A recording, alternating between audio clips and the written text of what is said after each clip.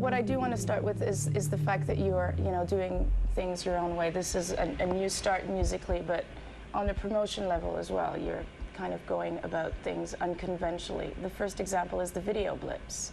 Can you tell me about the idea behind them?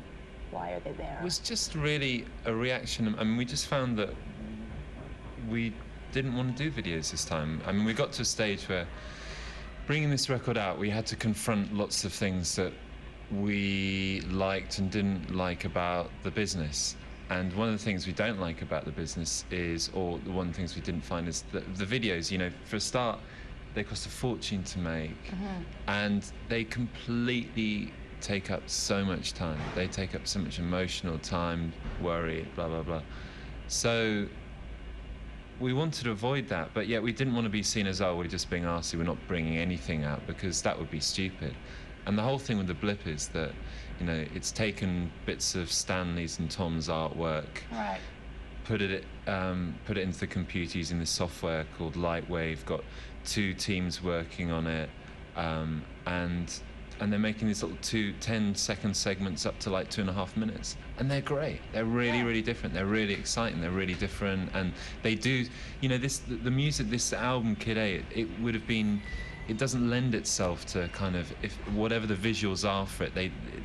It wouldn't be right if we were in them or anything like, or even if Tom was in them. Right. They lend itself to something different, and I think that's what all these blips have done. And we've really had very little to do with them, bar choosing the people to work with. So how were they conceived? How were the little visuals put together with something in mind? Tom, and you just mentioned artwork. Stan. Yes. Stanley. Who? Well, they originated. They did a series of canvases when we were making the album. Tom and Stan have done a lot of stuff on computers, and they went back to sort of what they said basics and started chucking paint at canvases, and these huge great canvases, and Stanley was around the whole time and wanting to incorporate that with moving images. And now with the technology that you've got, this software called Lightwave, you can do the most astonishing things. You can take a painting and it becomes 3D, and it becomes alive. Yeah, and you can travel through it, so. Yeah. Can you tell me about the little bear that comes up regularly? The bear. Could you tell me about the bear? I could tell you about the bear. That came about as a drawing that one of Stanley's children had done some drawings, and also Stan was experimenting with different kind of technical drawings, schematics of tops of metal screw heads and things like that, and blowing them out to like large size, so the actual sort of eyes and the circle of the bear are sort of 2D, whatever that, I can never remember the name, like the tops of nails and stuff like that. So it's sort of to go with the sort of hardness and sort of sharpness of the image. Isn't it labeled the death bear? Is it? I don't think they'd ever want to use a word like that in any context. It's severe. Maybe it's a bit full on. Yeah, that's a bit too much. Yeah. Yes. Pretty I mean, cute. perhaps like it's Carcass. Cute bear. Right. Yeah. So no more videos then, ever? No, not ever. Okay. Just for the moment. Just until we get inspired again, I mean, maybe we'll try and do a different kind of video, a long-form video. You can make it a mix of... Yeah. Maybe we'll get in John Landis and do, instead of, the making of the next album, with dance sequences and then... Puppets. Yeah, like he made the Thriller video, John Landis. Animatronics. Yeah. Dancing puppets. That's nice. Just until, so we can do it justice again. Yeah. Because I think we've made some pretty good we haven't made, but we've gotten some very good directors and made some good videos. And there seems to get a stage that once you've done a few, you kind of think, well, how do you beat that? And it was quite difficult, we found on OK Computer, trying to top what we did on the Bends in terms of those videos. And hence the first one was Paranoid Android and was animated, because so it's a different thing altogether. You've just got to keep on being different. You've got to, react to the thing you've done last. Well, let's maybe move on to looking a little bit more closely at some of the songs on the album. The first one I'd like to talk about is Idiotech, which is, to me, the song that stands out the most on the album, and it definitely showcases this new love for electronic music. And can you tell me how the song came together? Was it Well, Johnny's got this essentially, I don't know, this AS machine, this box. It looks like a telephone exchange, and did a DAT of about what, an hour and a half worth of just mucking around getting, you know, beats and stuff on it. Tom took away the DAT and edited it on his Mac, gave it some form, and there was a sample on there at the time which we originally thought it was Johnny's, you know, but actually he sampled it. What's the fella's name? Paul Lansky. Paul Lansky. Yeah, who's a professor of music at... Is he? Princeton. Is it Berkeley? Princeton. Yeah, Princeton. Did he teach any of you? No. But he's offered Johnny if he wants to apply for a place. Yeah. Oh, really? Yeah. Okay. I spoke about Idiotech to Tom earlier, when I met him earlier in September, and he was telling me that it was his go at trying to make disco. Right. That was his I will survive. Does that make sense to you? It does. It does when you know Tom. All right. It might not do if you didn't know Tom, that you might think, hang on a sec, isn't there a little, you know, I will survive is sort of quite far away in the scheme of musicality from Idiotech, but great song though. Amazing song. It's a bit of a favourite on the old tour bus, isn't it? Travelling across America. A few drinks in. Let's get Gloria Gaynor got the dressing gown on and the hair. Then we'll get into the hustle. You know. So the next meeting people is easy. We'll see you do that. It's a disco thing. Yeah, we did that during all of Mrs. Meeting People is Easy. It was just never filmed. I think there's a real desire to make a serious disco record in the realms of Saturday Night Fever disco, so but with a millennium flavour. Everything's in its right place. Opening track on the album. The lyrics seem to me like almost a stream of consciousness, very cut up. Was that how did that work for you to add music to that? And me or you? Do you want to answer that? Yeah, go for it. That song is literally Tom and Nigel, and we tried it out as a band, and it hadn't really worked. And Tom and Nigel, it was the first song that was completed off the record. Tom and Nigel locked themselves away in the N studio in this big house in Gloucestershire, and did it one night basically.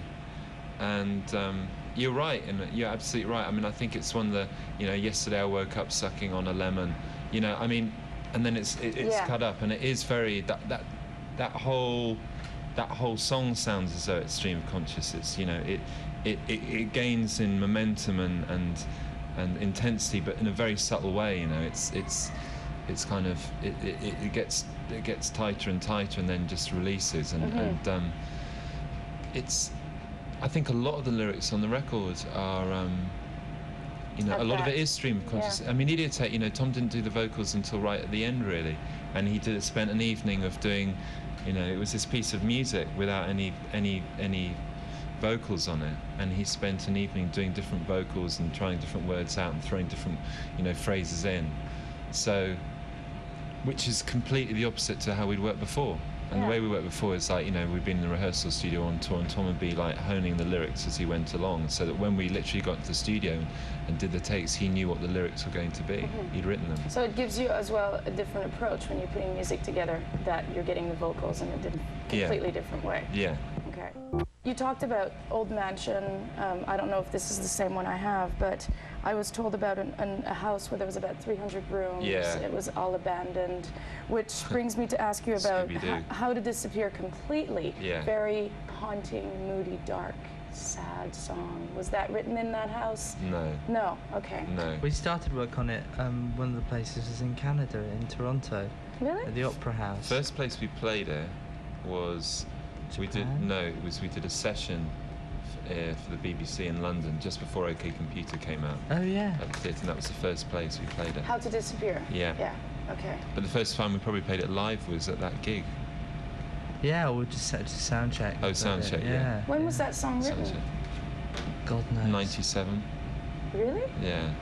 Wow, that's years ago. March 97. Yeah. Is there a lot of songs on this album who are... Motion Picture, that was around, Tom said that was written before Creep. Really? And John Leckie, when we made the Bends, John kept on pestering us, not pestering us, but wanted us to record this song. So. Bless him. So you write them. You've actually dug up a lot of older kind of things that. Well, it's just a mix of stuff. I mean, there are always songs. There's a song we've got called "Lift," which people always ask us about because we played it briefly one year, '96. All of '96, every gig we played the song "Lift," and it was a great song. And but we've never recorded it right. It's never made a record. So there are always songs. You know, every band has songs that they've got lying around that they just haven't got around. You know, on Meeting People Is Easy, there's a song called "Follow Me Around" that Tom played last night on his own. And it's there. It's a good song, but we just haven't done a good version of it. So who knows? You know. Maybe we'll do it in the future. That's nice. Yeah. How did this appear? 1997. Morning Bell is the other one I have here. And we talked about the lyrics being cut up and kind of almost transferred and textured and hidden. On this one, his vocals are quite clear. Yes. I agree. Yeah. Yes. And this is kind of, is this maybe a nod to the earlier Radiohead? That song seems to me like it has more to do with the stuff that you did. I don't know. before. It's just fun to play live, really. You know, Okay. I like playing it live. Really? Yeah. Some songs, you know, like you have this thing called the players' favourites, and some of, you know, and you're a bit worried sometimes because it's quite fun to play live, and maybe it's sort of a bit less interesting for the audience. But I enjoy playing that live. It's fun. So you like playing it live because of that vocal Well, style? and there's just lots of gaps in the music, and it's like people aren't playing all at the same time, so you can pop over and like have a chat with Johnny and stuff like that on stage, and it's nice. I like that, and you can get a sense of where you are in a concert if it's at the beginning of the set because of the audience. You can get a feel for the space and stuff. So it's good. I like that. Do you have a favorite playing live, seeing we're on the subject? Idiotech. Oh, yeah. Yeah, I love playing that live. And Everything That's Right plays, probably. Okay. Those two, yeah. I mean, Idiotech is kind of, the great thing about that song is that it's faster live. Yes. And it's a bit like, you know, it's mad. They're not really guitar moments for you, are they, Ed? What? Both songs. Well, it doesn't matter. That's not the issue. The issue is what you enjoy, what you're really enjoying. National Anthem. That's a good one to play live. I have that here actually. We're going song by song. A few notes that I took down. Interesting. Brass section, jazzy feel. That's a new thing for Radiohead. Definitely. I mean that. Yeah. Kind of at the forefront. Well, it's like the orchestra. I mean, I had to disappear. There was an orchestra on that. These are things we haven't used before, and they're finally things that we've been able to, you know, we've allowed ourselves the time and expense exactly to do it properly. You know? And the brass section was, I mean, Tom and Johnny have been into Mingus for quite a while, and they wanted to recapture that. Sort of the classic Mingus 8-piece, and it was the same setup with the same horns, you know. Wow. And it was great. They came down to the studio for the day, and the same players, and they came back over to America last week, and we did Saturday Night Live with them and a gig in New York. Yeah, you same did. players. So that'll work for you live sometimes. We've only done it with them that time. Okay. I mean, I don't. It's a bit unfair because it'd be terrible to take them out on tour for one song that we play right at the beginning of the set. Or maybe it'd be great for them. Yeah, maybe it'd be good for them. They can watch the show the rest But they're of the real time. players. They like to play all the time. They're not like us, you know. Okay. They like a bit of taking it easy as well. What are you talking about? They're proper musicians. Oh, that's Proper true. musicians. Yeah. They are. And you would not be that. No. No? Why not? There's too much showbiz to what we do. Yeah. Really? Well, Like Yeah, this? too much entertainment. Like describing a song and giving little anecdotes to each Exactly. one. We should be in the Yes. corner, you know. Yeah. You should be And- recording now. Exactly. Doing some session. Finally, In Limbo. What can you tell me about the making of In Limbo? Well, tracked in Paris. Yep. Probably. Well, that was live playing in the room. That was. All right. Yeah. So the band actually together. Yeah. Referring to the Tom interview again, I remember he told me that this album was less about people playing together in a room and more about people going off and doing their own thing. Yeah. Is this song the opposite then? Like no, because what it is, it started off like that. What we did was we tried to do that, but in order to go off and work on another room on your own or with someone else, you have to have material to work on. Okay. And what we did in Paris and Copenhagen and Battersea, and even, we worked on stuff. And it's a great way of doing it, because I mean, one of the strengths of our band is that we can play, we can play together, and we're great at making new sounds. And it's so much, you get there so much quicker if you have something that there's a basis to work on, than if you were starting from scratch in a room on your own or with someone else. At least you've got, and in Limbo is an example of, stuff was added to it and played around to it, but it was essentially started off in a room in the classic format, and it would have been one that'd been rehearsed quite a bit. I have one last one here.